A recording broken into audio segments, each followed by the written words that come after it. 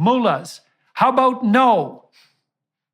I don't buy your Allah. The big clash for the Western world is Islam versus Christianity. And, you know, people don't think about it in those terms because many intellectuals in the West think of themselves as secular, but it's a massive problem. And I'm hoping to conduct a whole series of conversations with Muslims, former and present, pro and anti, to try to facilitate a dialogue, because there's lots to talk about. I mean, I've studied religious thinking a lot, and I'm pretty ignorant about Islam because it's a complicated system and it's difficult to get into, but I can tell you that what I've read about Islam has not made me feel better about the chances of reconciliation between the Christian and the Islamic world.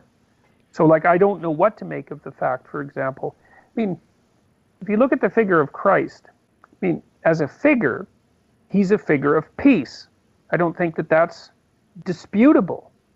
I mean, he wasn't a warlord. That's one thing that's for certain. He never led armies, you know, whereas that's not the case with Muhammad at all. Muhammad was clearly and indisputably a warlord.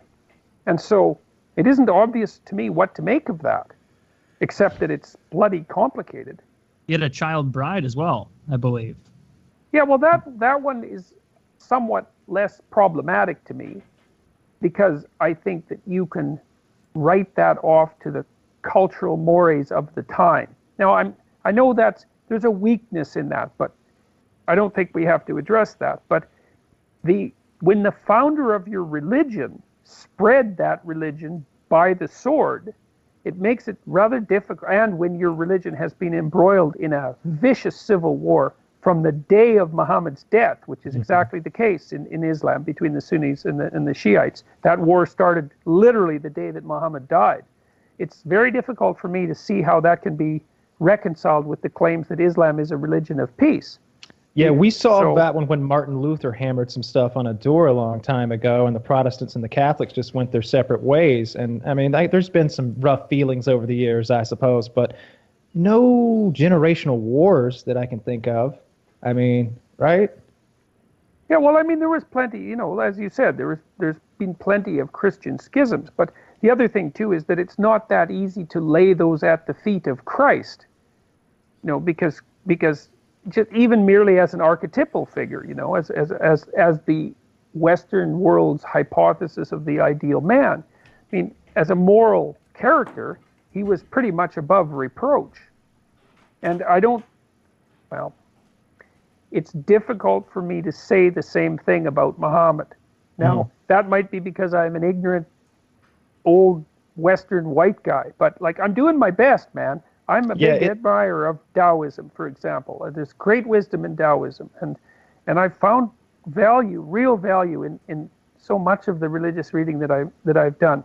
But I'm really stumbling with Islam. It's really hard for me to see it as other than a primarily political system.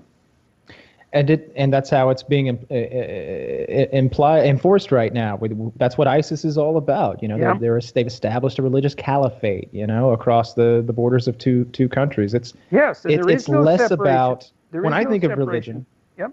Sorry. When I think of, like, the Christian religion, how it's applied here in my home state of Georgia, you know, it's when we go to church and we tithe, that has very little to do with politics at all. There's this huge, massive separation between religion and politics for the most part in the U.S. There are moments of ambiguity and tempers flare over a monument on this piece of property or no, but that's as stiff as it gets. Like, there's no religious police to come and kick my door in and drag me away and torture me and threaten my family and well, and it's not, you know, it's also there's other cataclysms that are on the that exist on in the conceptual realm as well. So, you know, the states dominated by Islam are not economically productive, and that's quite an interesting mystery. And they're not. And many of the Islamic states that we purport to regard as allies hold values that are antithetical to our system. The Muslims oppress women. Oh, that's cultural. We need to understand that. Oh, guys think they're girls. That's, hey, we need to understand where they're coming from. Everything, they're so open-minded to everything. Like excuse making. Even if it's Well, horrific. that's also the agreeableness, that we were talking about earlier. Yeah, because agreeable people agree. That's why the term exists. And so there is a real apology. And if you ally that with high openness, which is that open-mindedness, that's associated with creativity, you get agreeable openness. And that's definitely.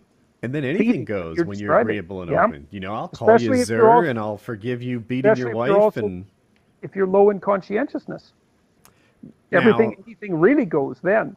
Bill Maher puts it nicely when he says, the left would not for 1 second be okay with apartheid in South Africa, right? They were just banging that drum, hating it every second of the way.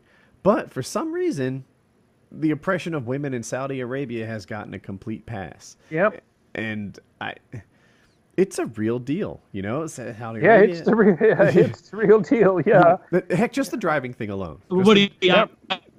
And I see this as a threat in Islam, in the more fundamentalist forms of Islam. It's like, well, you should submit to Allah. It's like, hey, fair enough. Allah as interpreted by who? Totalitarian, misogynistic mullahs. How about no? Why don't the feminists complain about Saudi Arabia? It's like,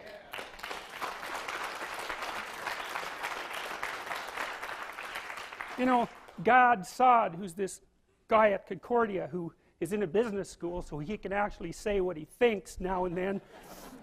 He tweeted yesterday, he tweeted to the Women's March, because there's a little Twitter thing, you could do that, I suppose, for the organizers, and he said, why don't you go to the Middle East and have a nice march against Saudi Arabia and see how that works out for you?